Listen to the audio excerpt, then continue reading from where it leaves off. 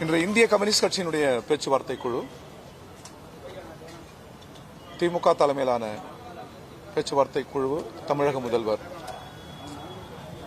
குழுவையும் தமிழக முதல்வரையும் இன்றைக்கு நாங்கள் சந்தித்தோம். முதலில் நடிகர் ரஜினிகாந்த் அவர்கள் குறித்த தாவேகாவுடைய தலைவர்கள் ஒருவரான ஆதவ் அர்ஜுனாவுடைய கருத்துக்களை கம்யூனிஸ்ட் கட்சி நிராகரிக்கிறது, கண்டிக்கிறது.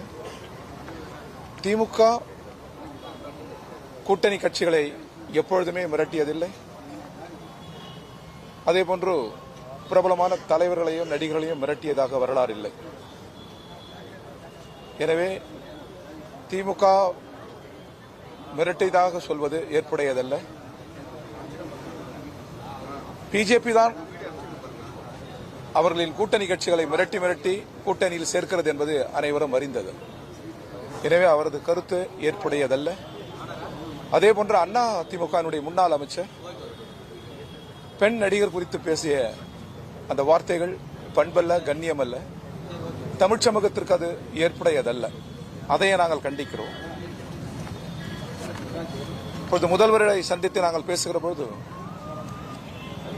இது சாதாரணமாக வந்து போகிற தேர்தல் அல்ல. இயல்பான நாடாளுமன்ற ஜனநாயக தேர்தல் என்பது இயல்பானது, வெற்றி தோல்வி இயல்பானது. ஆனால் இன்றைக்கு பிஜேபி ஒரு பதற்ற அரசியலை சுமந்து வருகிறது, வகுப்புவாத அரசியலை சுமந்து வருகிறது, அமைதியான தமிழ் மண்ணை சீர்குலைக்க துடிக்கிறது. எனவே இந்த தேர்தலில் இந்திய கம்யூனிஸ்ட் கட்சியினுடைய முதல் குறிக்கோள் என்பது பிஜேபியை, அதன் கூட்டணியை வீழ்த்துவதுதான். அந்த வகையில் தமிழக முதல்வர் முன்மொழிந்திருக்கிற கூட்டாட்சி, சமூக நல்லிணக்கம், சமூக நீதி, நாடாளுமன்ற ஜனநாயகம், நமது முன்னோர்கள் இதுகார நமக்கு காத்து வகுத்தளித்திருக்கிற ஜனநாயக விழுமியங்கள், இதை காக்கிற ஒரு பெரும்போரை தமிழக முதல்வர் துவக்கியிருக்கிறார். எனவே முன்னிலும் அதிகமாக அவருடன் நாங்கள் நெருக்கமாக நின்று பிஜேபி அதன் கூட்டணியை வீழ்த்த வேண்டும் என்று பேசினோம். நண்பர்களே, தோழர்களே, இந்திய கம்யூனிஸ்ட் கட்சி ஒரு நூற்றாண்டு கால கட்சி. நாடாளுமன்றங்களில், சட்டமன்றங்களில் அது வீற்றிருந்த காலங்களும் உண்டு, வீற்றில்லாத காலங்களும் உண்டு. ஆனால் எப்பொழுதுமே அது நாட்டின் இறையாண்மை, தேசத்தின் ஒற்றுமை, உழைப்பாளி மக்களின் உரிமை, இந்தியாவினுடைய சமூக நல்லிணக்கம் என்றுதான் அது எப்பொழுதுமே போராடி வந்திருக்கிறது, குரல் எழுப்பி வந்திருக்கிறது. எனவே சட்டமன்ற, நாடாளுமன்ற எண்ணிக்கைகள் ஏற்ற இறக்கங்களாக இருந்தாலும் கம்யூனிஸ்டுகள் எப்பொழுதும் தங்களது உரிமைகளை, அரசியல் கடமைகளை என்றைக்கும் கடந்து சென்றதில்லை. அந்த வகையில் சட்டமன்றத்தில், நாடாளுமன்றத்தில் இடம் வேண்டும் என்று நாங்கள் கோருவதற்கே காரணம், உழைக்கும் மக்களின் குரல் அங்கே ஒலிக்க வேண்டும், ஒடுக்கப்பட்ட மக்களின் குரல் அங்கே ஒலிக்க வேண்டும். ஜனநாயக விழுமியங்கள் எப்பொழுது பாதிக்கப்பட்டாலும் அதற்கு எதிரான குரல் அங்கே ஒலிக்க வேண்டும் என்கிற அரசியல் நிலையில்தான் நாங்கள் கூட்டணி அமைக்கிறோம், பேச்சுவார்த்தைகளை நடத்துகிறோம். திமுகவுடன் 3 கட்ட பேச்சுவார்த்தை நடத்தினோம். நாங்கள் கேட்டது, கடந்த முறையில் 6 இடங்களில் போட்டியிட்டோம், அதைவிட கூடுதல் வேண்டும் என்று நாங்கள் கேட்டோம். அதற்குரிய தார்மீகம் கம்யூனிஸ்ட் கட்சியிடம் இருக்கிறது. நாடு முழுவதும் கிளை பரப்பு இருக்கிறோம், அமைப்பாக இருக்கிறோம், அரசியலாக இருக்கிறோம். வெறும் நாடாளுமன்ற, சட்டமன்ற எண்ணிக்கைகளை வைத்து எங்களை மதிப்பீடு செய்யக்கூடாது என்று நாங்கள் கேட்டுக்கொண்டோம்.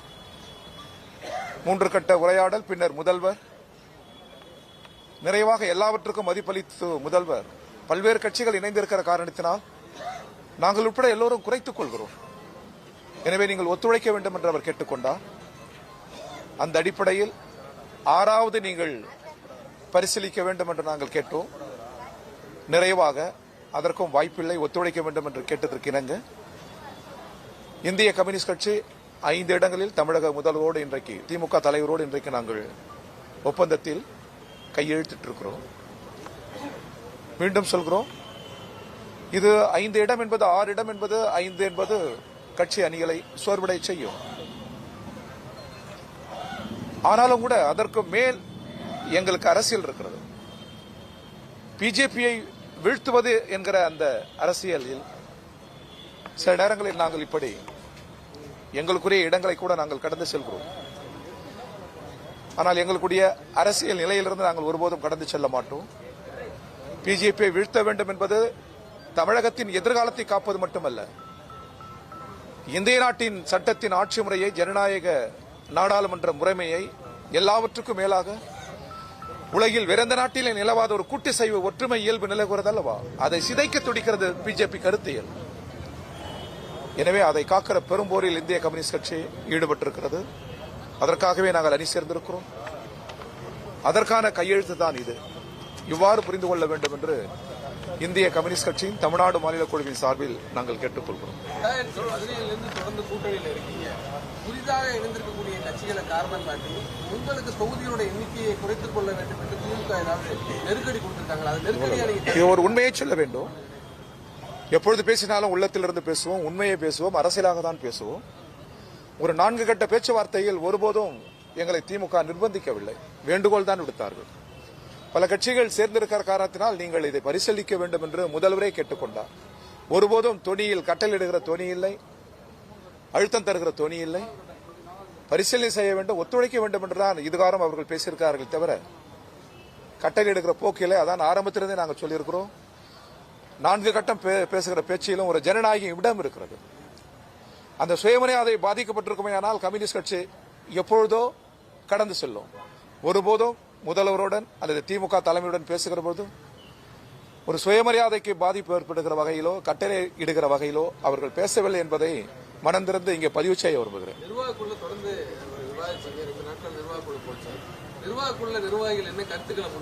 இல்லை, கம்யூனிஸ்ட் கட்சியில் ஒவ்வொரு நிர்வாகிகள் என்ன கருத்துக்களை சொன்னார்கள் என்பது சொல்வது ஏற்புடையதல்ல.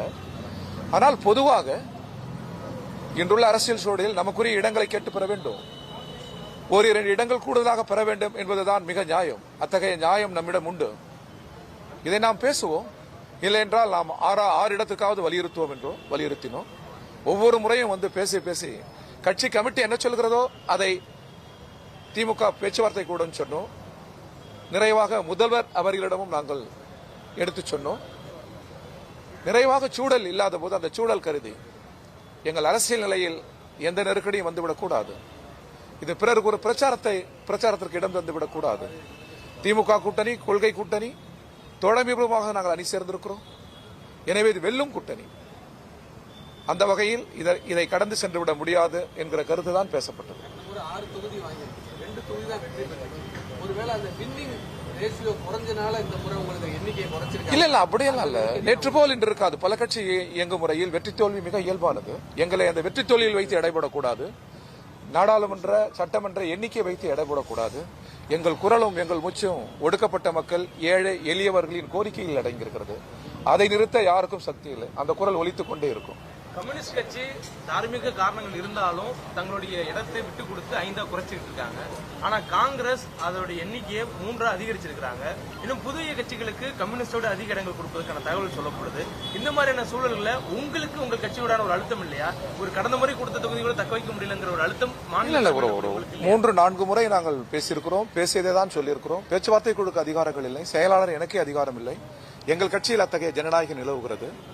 எவ்வளவு பெரிய தலைவராக இருக்கிற இருவருமே கே சுப்பராயன் அவர்கள் உடல்நிலை சரியில்லை, அவரும் வந்திருக்க வேண்டும்.